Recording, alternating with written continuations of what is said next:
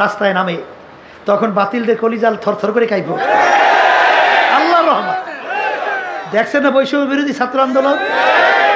কোন রাজনৈতিক দল তাদের ব্যানারে নামতে সাহস পায় নাই নাকি দাঁড়িয়ে নামে নাই, বিভিন্ন কাজে সহযোগিতা করছে। কিন্তু ইসলামী আন্দোলন বাংলাদেশ আমরা আমাদের ব্যানার নিয়ে ন্যায়ের পক্ষে, অন্যায়ের প্রতিবাদে, খুনিদের বিরুদ্ধে, জালেমদের বিরুদ্ধে আমাদের জানের ঝুঁকি নিয়ে রাজপথে নামছিলাম, ওদের বিরুদ্ধে আওয়াজ তুলছিলাম, বাংলার জমিনের ভিতরে অভ্যুত্থান ঘটিয়েছিলাম। যেই কথা বলতে চাইছিলাম, হ্যাঁ বসেন, যেই কথা বলতেছেন বসেন, বসেন, বসতে হবে, বসেন। তাই মনে করছেন আল্লাহ আমরা কিছু বুঝি না? না কথা কয় না, কিছু বুঝি না আমরা পরিষ্কার। এই যে 2024 জাতীয় নির্বাচন, জানুয়ারি 7, আওয়ামী লীগ সরকার প্রধানমন্ত্রী সহ কি চেষ্টা করছে আমাদেরকে নির্বাচন নেতা আমি জানি। কথা বোঝেন নাই? প্রধানমন্ত্রী থেকে ডাইরেক্ট সরাসরি লোক পাঠাইছে। আমি বলছি আপনাদের অফিসে আমি যাব না, আমরা যেখানে বলবো সেখানে যাইতে হবে। বসছিল ঠিক, 1 থেকে 1.5 ঘন্টা আলোচনা, পরিষ্কার মেসেজ পাঠিয়ে দিছি ইসলামী আন্দোলন বাংলাদেশ আপনাদের এই পাঠানো আমাদের 10টা এমপি দেবেন, বিরোধী দল বানাবার চিন্তাও আছিল। কথা বলছেন নাই বুঝি? কিন্তু আপনারা আমাদেরকে ব্যবহার করিয়া আপনারা এই অন্যায়ের সাপোর্টে সরকার গঠন করবেন, আর সেই অন্যায়ের সহযোগী আমরা হব, এটা ভুল। এ চিন্তায় কথার কথা বলতেছি, আমি বলতেছি, ও তাদের কাছে বলি নাই, কেউ ঘুম নষ্ট করিয়া লাভ নাই। ইসলামী আন্দোলন বাংলাদেশ কখনই পরগাছা হতে চায় না। এই বাংলাদেশের ভিতরে বট বৃক্ষের মতো মজবুত গাছ হিসাবে বাংলার জমিনের মধ্যে ইসলামকে সংসদে পাঠাতে চায়। ইসলামী শক্তি হবে বাংলাদেশের ভিতরে শক্তি।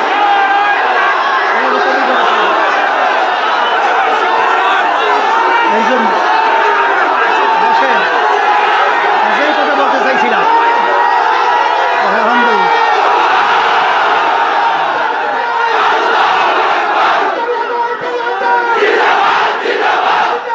বসেন বসেন বসো, আলহামদুলিল্লাহ বসেন, সবাই বসেন, শব্দ করবেন না। আলহামদুলিল্লাহ বলেন।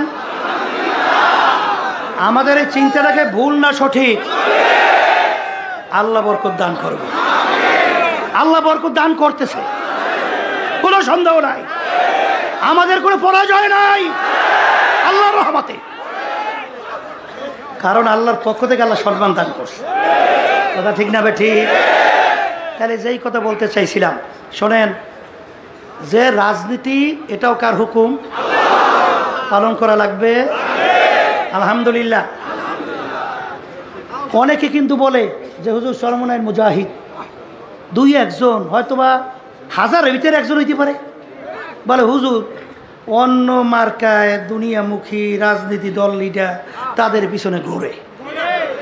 এইটা শুনলে খুশি তো লাগেই, হ্যাঁ? বদদোয়া চাইয়া পাওয়া লাগে না। ওরে কপাল পোড়া, তোমাকে চরমনাইতে আসছে বলছে কে? তুমি চরমনাইয়ের মুরিদ দাবি করো কেন? চরমনাই তোমাকে কেউ পাও ধরিয়ে আনছে মেয়া? হ্যাঁ, কিসের জন্য ভিড়াভিড়ি করেন? খোদা না খাস্তা, ওই যে শোনেন না বিভিন্ন গল্প কাহিনী কিসা শোনেন না? হ্যাঁ, যে ওই পাথর মারে রক্ত পরে হাসে, আর যখন ধুল উঠাইয়া মারে কাছেও যায় না, চিৎকার মারিয়া কান্দে বেহুশ হয়ে পড়িয়া যায়। ব্যাপার কি? পাথর মারছে রক্ত পরে, আপনার কিচ্ছু আপনার অনুভূতি নাই, হাসতেছে। আর ওই ব্যক্তি আপনাকে ধুল মারলো আর আপনি চিৎকার মারি পড়ে গেলেন। কারো বলে যে আমাকে পাথর মারে, ওরা আমাকে চেনে না। এই জন্য আমার দিলে কোনো কষ্টও পাই না।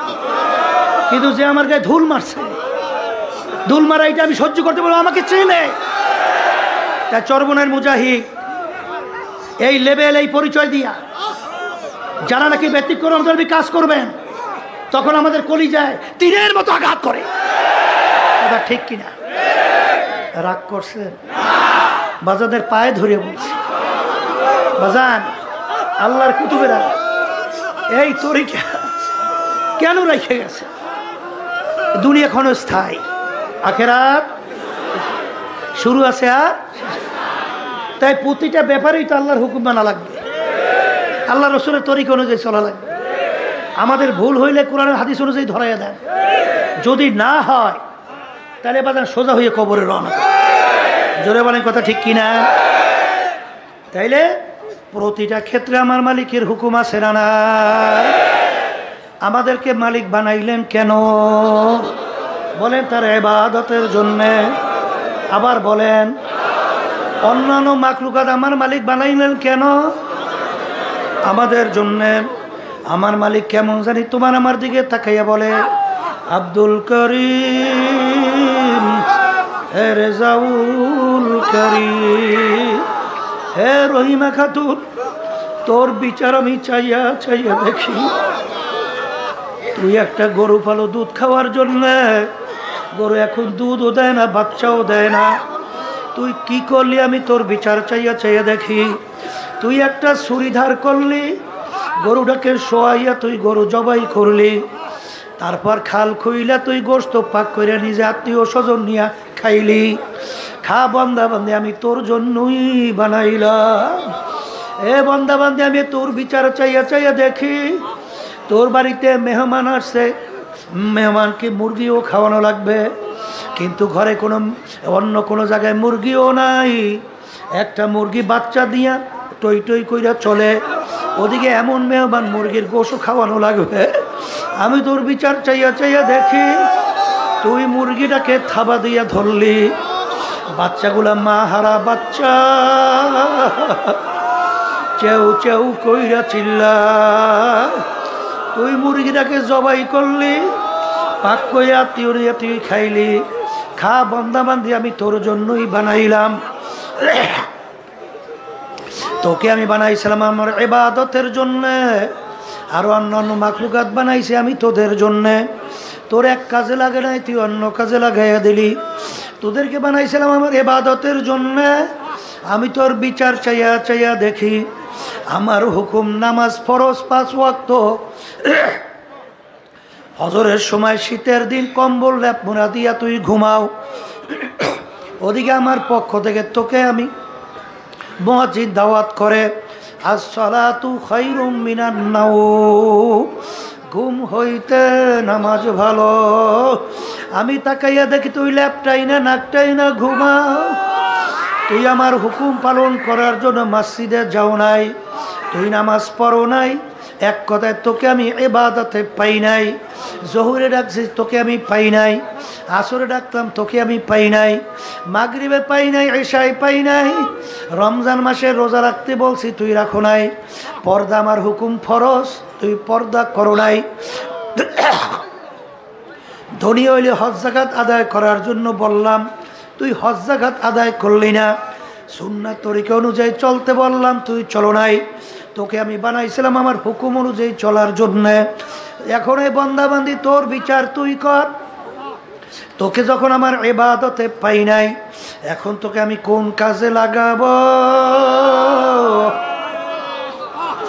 গরু কাজে লাগায় নাই, জবাই দিয়া গোশ পাক কইরা খাইলি, মুরগি ধইরা গোশত পাক কইরা খাইলি।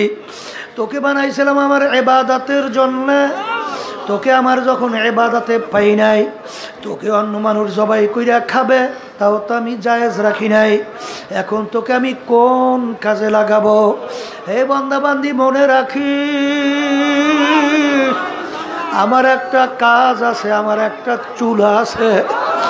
ওই চুলার নাম হলো জাহান্নাম।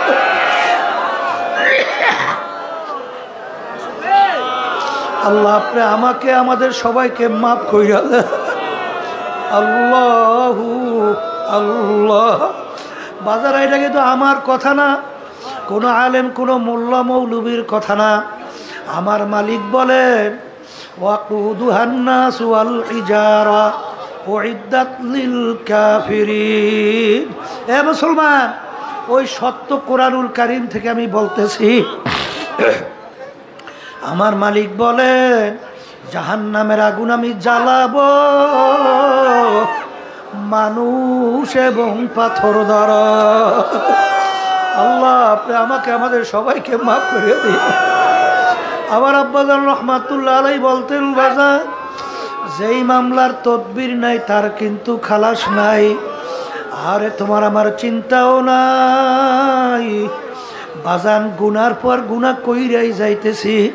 কই একটু অনুভূতিও নাই, চিন্তাও নাই, চোখেও পানি নাই, একটু মালিকের দরবারে মাপ চাওয়া চার রোনা জারিও নাই। ওদিকে বাজান মুসা আলাইহিস সালাতু ওয়াস সালামের জামানা রওনা করছেন মাওলার সঙ্গে, নবী দেখা করবে। দেখে পথের পাশে একটা পাথর কান্দে। মুসা আলাইহিস সালাম বলে, পাথর তুমি কেন কান্দো? বলেন নবী কোথায় রওনা করছেন? আল্লাহর সঙ্গে দেখা করার জন্যে। নবী গো আমার কথা একটু মালিকের কাছে বইলেন যে একটা পাথর তোমার ভয়, তোমার জাহান্নামের ভয়।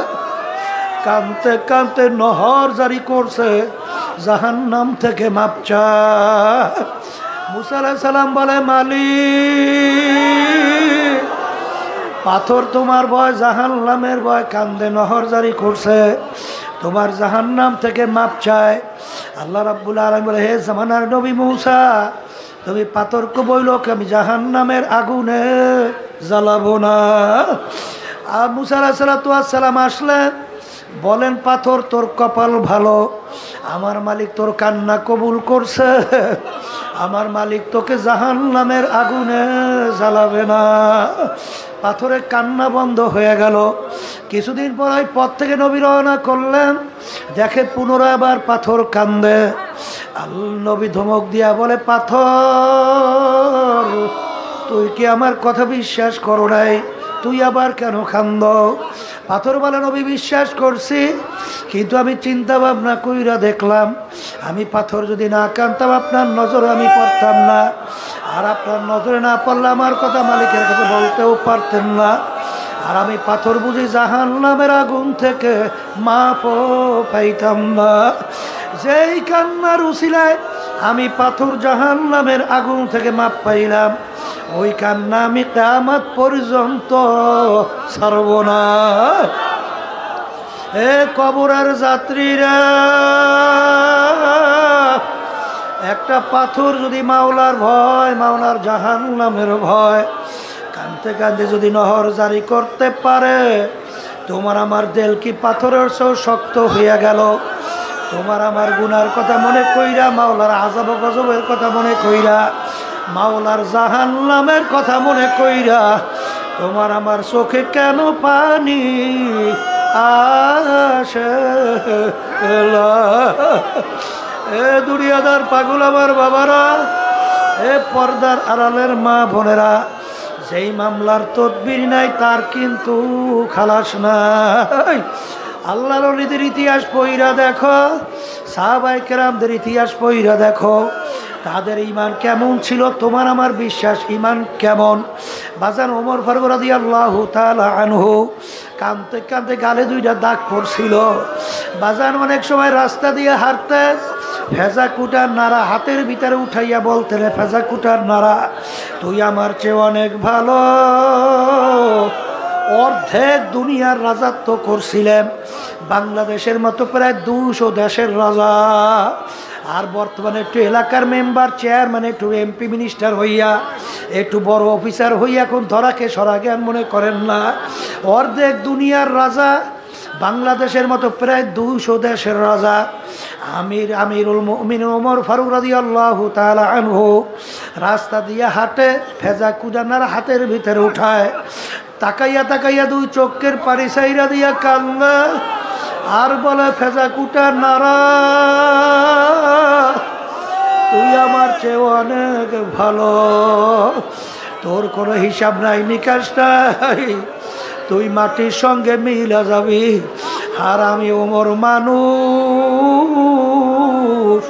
আমার মালিকের সামনে দাঁড়াইয়া হিসাব দেওয়া লাগবে। তুই আমার চেয়ে অনেক ভালো। ওমর ফারুক রাদিয়াল্লাহু তাআলা আনহু অনেক সময় আফসোস করতেন, মালিক আমি যে তোমার একটা মাখলুক বকরি হইতাম, তোমার বন্দাবাদী জবাই কইরা গোশত পাক কইরা খাইয়া ইবাদত করত, কিন্তু আমি ওমর মানুষ, কিয়ামতের ময়দানে আমার দাঁড়াইয়া হিসাব দেওয়া লাগবে। তাদের বিশ্বাসটা কেমন ছিল, তোমার আমার বিশ্বাস কেমন? এ দুনিয়াদার পাগল আমার বাবারা, ভালো কইরা বোঝা। ওসমান গনি রাদিয়াল্লাহু তাআলা আনহু অনেক সময় কবর দেখতেন, এমনভাবে অজরে কান্না শুরু করতেন, কাঁদতে কাঁদতে দাঁড়ানো অবস্থায় ঠাস কইরা পয়সা পড়ত। লোকেরা বলে আমি কবর দেখলে এরকম আপনি কেন অস্থির হইয়া যান? তিনি বলে, আমার সাথীরা, আখেরাতের যেই কটা ঘাটি, তার প্রথম নম্বর ঘাটি হইল কবর। ওই কবরে যার সঙ্গে ভালো ব্যবহার হবে, সামনের ঘাটিতেও ভালো ব্যবহারের আশা করা যায়। এই জন্য আমি কবর দেখলে সহ্য করতে পারি না। যেই মামলার তদবির নাই, তার কিন্তু খালাস নাই। বাবারে বড় পীর আব্দুল কাদের জিলানী রহমাতুল্লাহ আলাই, যাকে আমরা বড় পীর সাহেব হুজুর বলি, ইতিহাস পড়লে দেখবা আল্লাহর ঘরের সঙ্গে মাথাটারে টাকায় আর বলে, আমার মালিক তুমি যদি কিয়ামতের ময়দান আমাকে মাপ নাই করো, অন্ধ কইরা উঠাইও। দুনিয়ার মানুষ দেখে হাতে জাহান্নামের শিকল, আল্লাহ বলবে দেখো যারা আমরা বড় বিশ্বাস বলছি, দেখো তার অবস্থাটা কি। আল্লাহ আপনি আমাদের মাফ করিয়া দেন। আরে মালিক অন্ধ করে উঠাইয়া, একতলা অন্যদিকে আযাব। বাজা যেই মামলার তদবির নাই, তার কিন্তু খালাস নাই। আমার দাদাজান রহমাতুল্লাহ আলাইহি আমাদের পাশেই ঘুমাইয়া আছে। আমার দাদাজান রহমাতুল্লাহ আলাইহি ইন্তেকালের আগে আগে চকির উপরে বসে কবরস্থার দিকে তাকাইয়া তাকাইয়া পোলাপানে মাথা উয়া করিয়া চিল্লাইয়া কান্দে, আর করুণ সুরে মাওলার দিকে ফিরা ডাক দেয় আর বলে, এ আমার দয়ার মালিক, তুমি যদি আমাকে মাপ নাই করো, ওই অন্ধকার কবরে আমি একা কেমনে থাকবো রে? এ কবরের যাত্রীরা, এ কবরের যাত্রীরা, ওই কবরের কথা স্মরণ করতে থাকো। যেই কবরের ভিতরে বাতি নাই, সাথীও নাই, বিছানাও নাই, বালিশও নাই। আল্লাহ আল্লাহ, আল্লাহর হাবিব বলেন, হে আমার উম্মতেরা, আল্লাহু কবর তোমাদেরকে দৈনিক ডাকে। আরে আর ডাক দিয়া বলে, আব্দুল করিম, হে রেজাউল করিম, হে রহিমা খাতুন, আনা বাইতুল ওয়াহদা, আনা বাইতুল জুলমা, আনা বাইতুল জুল। হে আব্দুল করিম, আমি একাকির ঘর, আমি অন্ধকারের ঘর, আমি পোকামাকড়ের ঘর। আরে ওই ঘরে যাওয়া লাগবে, মোরাকাবা করো। বাজান আমার আব্বাজান রহমাতুল্লাহ আলাইহি অনেক সময় অন্ধকারে নামাজ পড়তে রওনা করতেন। আরে হঠাৎ জোরে চিল্লাইয়া কাইদা উঠত, দরজা খুলিয়া দেখা গেল আব্বাজান সিঁড়ি দিয়া নামে, আর গুনগুন গুনগুন কইরা কান্দে। যাদের জীবনটা মাওলার রাস্তায় কাটাইয়া দিল, তবু মন মানে না, কিভাবে অন্ধকার কবরে একা থাকবে, এই জন্য গুনগুন করিয়া কান্দে।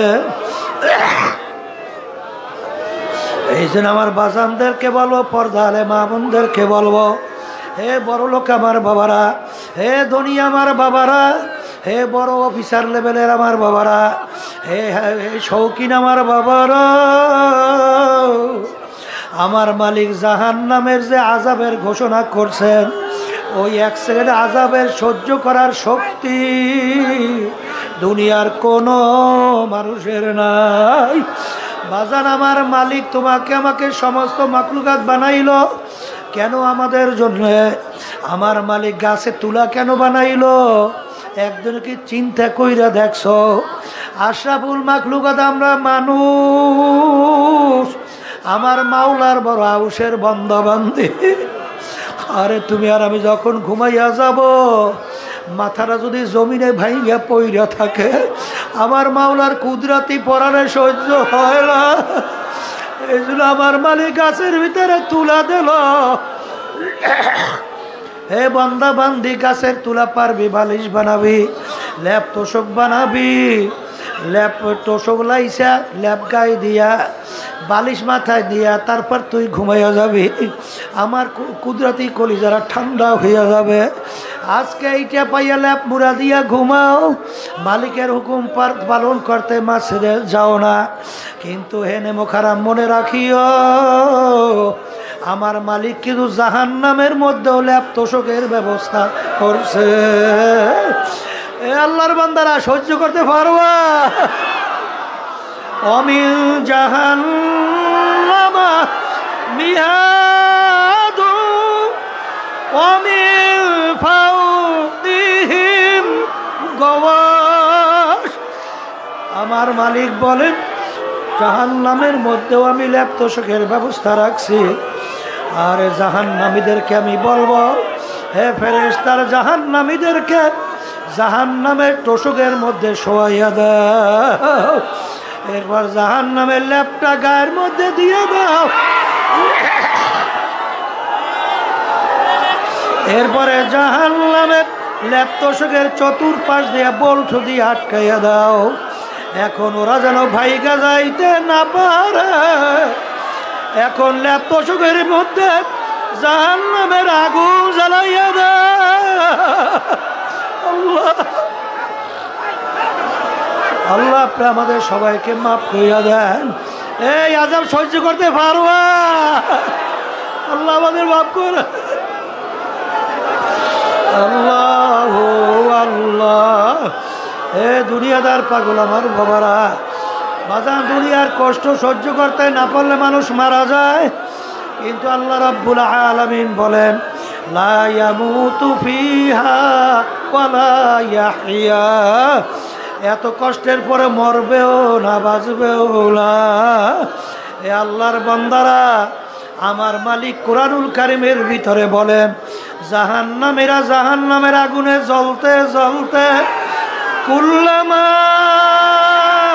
নাদিজাত জুলুদুহুম বাদদালনাহুম জুলুদা গায়রাহা। আল্লাহ আল্লাহ, জাহান্নামের আগুনে জ্বলতে জ্বলতে ওদের শরীরের চামড়াটা শরীর থেকে পৃথক হইয়া জমিনে ধারাস কইরা পইরা যাবে। আল্লাহ, মৌত তালাশ করে পাওয়া যাবে না। আবার নতুন চামড়া গজাবে, আবার জাহান্নামের আগুনে জ্বলতে জ্বলতে আবার চামড়া জমিনের ভিতরে পইরা যাবে। লা ইয়ামুতু ফিহা ওয়ালা ইয়াহইয়া। এ বড় লোক আমার বাবারা, আজকে দুনিয়া একটু সূর্যের আলো সহ্য করা যায় না। কিয়ামতের ময়দানে আমার মালিক এই সূর্য এক হাত বা সোয়া হাত মাথার উপরে উপর করে ছাইরা দেবে। কিয়ামতের ময়দান তামার জমিন। কিয়ামতের ময়দানে গাছ নাই, ঘর নাই, বাড়ি নাই, ভাগুই নাও কোনো জায়গা নাই। সূর্যের তাপে কিয়ামতের ময়দান পুইরা লাল চামড়ার মতো লাল হইয়া যাবে। আল্লাহ আল্লাহ, আমাদেরকে মাফ করিয়া দেন। আল্লাহ, সূর্যের তাপে নাফরমানদের তালুটা টাস টাস কইরা ফাইটা মগজগুলা ভাতের মতো লইয়া বাইয়া বাইয়া পড়তে থাকবে।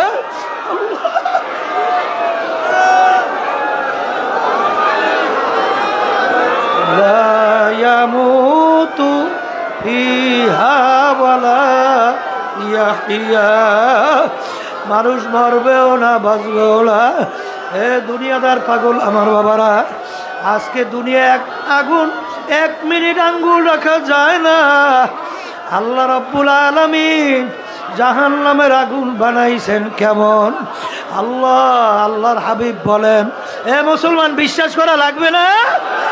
আল্লাহর হাবিব বলেন জাহান্নামের আগুন দুনিয়ার আগুনের চেয়ে 70 গুণ তেজের আগুন জাহান্নামের আগুন।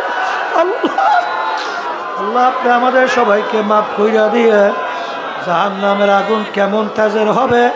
আল্লাহ রাব্বুল আলামিন বলেন নারুল্লাহিল মুকাদাতুল্লাতি তাত্তালিউ আলাল আফইদা, এমন তেজের আগুন হবে শরীরের যে কোনো জায়গায় লাগার সঙ্গে সঙ্গে ওই আগুন যাইয়া কলিজা পর্যন্ত পৌঁছে যাবে। আল্লাহ আপনি আমাকে আমাদের সবাইকে মাফ করিয়া দিয়ে আল্লাহ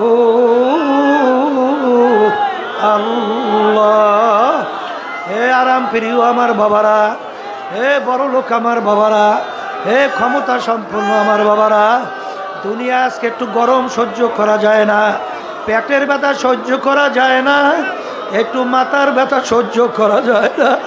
আল্লাহ আল্লাহ আমাদের সবাইকে মাফ করিয়া দিয়ে আল্লাহ ফাসাও ফাতারা ইজিন কাশাবাল গুবার আফারাসুন তাহতার জল কামে এমারো। এ দুনিয়াদার বড় লোক আমার বাবারা, এ টাকা পয়সা সম্পদের মালিক আমার বাবারা, আজকে চক্ষু খোলা দুনিয়ায় কেউ পরিচয় দেয় আমি পীর, কেউ পরিচয় দেয় আমি মুফতি, কেউ দেয় মহাদ্দেশ, কেউ দেয় আমি এমপি, আমি মিনিস্টার, আমি চেয়ারম্যান, আমি মেম্বার, আমি অমুক বড় বড় অফিসার, আমি অমুক বড় বংশের লোক, আমি অমুক বড় শিক্ষিত ডক্টর। এই পরিচয় কোন পর্যন্ত? যে কয়দিন চক্ষু দুইটা দুনিয়ার মধ্যে খোলা থাকবে, যেদিন চিরতরে চক্ষু বন্ধ। আল্লাহ এখন দুনিয়ার দিকে তাকাইয়া দেখো, 3টা সাদা কাপড় দিয়া তোমাকে প্যাচ দেছে, মাথায় বানলো, মাজায় বানলো, পায়ে বানলো। এখন তাকাইয়া দেখো প্যাকেট করিয়া ফালাইয়া রাখছে। কোথায় তোমার পীরগিরি, কোথায় তোমার অফিসারগিরি, কোথায় তোমার টাকার গরম, কোথায় ক্ষমতার গরম, কোথায় বংশের গরম? কিছুই আর নাই। আজকে বর্মেয়া পীর চক্ষু খোলা দুনিয়ায় পরিচয় চলে, কিন্তু যেদিন চিরতরে চক্ষু বন্ধ সেদিন দেখতে পারবা তুমি কি অমুক টমুক সমুক না খোদা না কাস্তা জাহান নামের একজন কয়েদি। এই জন্য আমার বাজানদেরকে বলবো, চরমনাইয়ের ময়দান তৈরি করার মূল উদ্দেশ্য বাজান বুঝ পয়দা হইয়া দুনিয়া ক্ষণস্থায়ী জিন্দিগি ভিতরে বসাইয়া আখেরাতের স্থায়ী জিন্দিগি তার সম্বল কামাই কইরা আমার মালিকের খাঁটি গোলাম হইয়া খাসবান্দি হইয়া তারপর দুনিয়ার থেকে বিদায় নিয়ে কবরে যাওয়া লাগবে। আর এই ঔষধ আল্লাহর কুতুবেরা রাখছেন, ঠিক মতো পালন করে দেখো বাজান, দিনার দিন আল্লাহর ফজল ও করমে তোমাদের দিল নেকে চোখবে গুনার থেকে ফেরবে। আমার মালিকের পাগল হইয়া চোখে পানি নিয়া তারপর কবরে যাইতে পারবা। এখন খেয়াল সহকারে অল্প সময় একটু মাওলার জিকির করি। লা ইলাহা ইল্লাল্লাহ, আল্লাহুম্মা আমিন, আল্লাহুম্মা আমিন। अगर जानबे माशूक नबाशद काशाश कल्बे आशिक बेचारा नरसद बजाए।